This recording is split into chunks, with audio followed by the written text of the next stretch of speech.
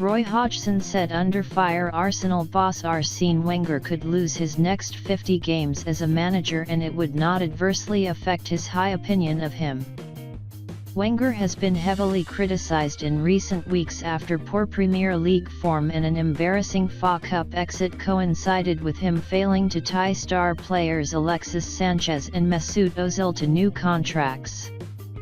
But Crystal Palace manager Hodgson, who takes his side to the Emirates Stadium on Saturday, believes the vilification of Wenger is unjustified and feels the Frenchman stands alongside former Manchester United boss Sir Alex Ferguson as one of the greatest modern-day bosses in England.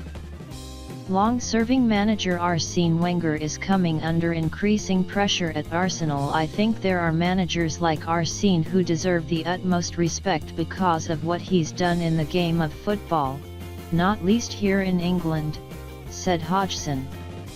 He's a record breaker in almost every category and basically the only person in my era who could really hold his hand up and say this guy and I are in the same category is Alex Ferguson.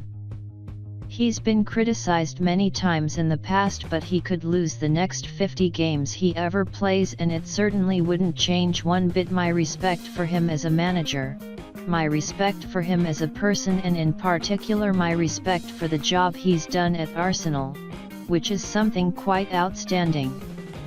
It's easy for me to empathize or say good things about a guy like Arsene Wenger because I can't really understand what there is to say that is not good about him.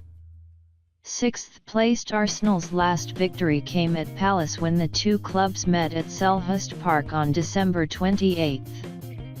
Since then the Gunners have managed just 2 points from 3 league games, fallen 23 points adrift of leaders Manchester City and 8 behind the top 4, as well as suffering a cup upset at Championship side Nottingham Forest.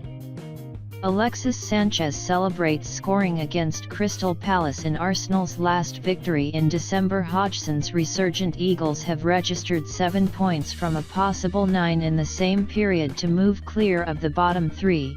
Although he insists they are still fighting to stay in the top flight and cannot afford to become complacent. He said, "The fact is we're still in a relegation battle, we're not alone now, we're a little bit less isolated than we were some weeks and months ago and we're happy, of course, about that.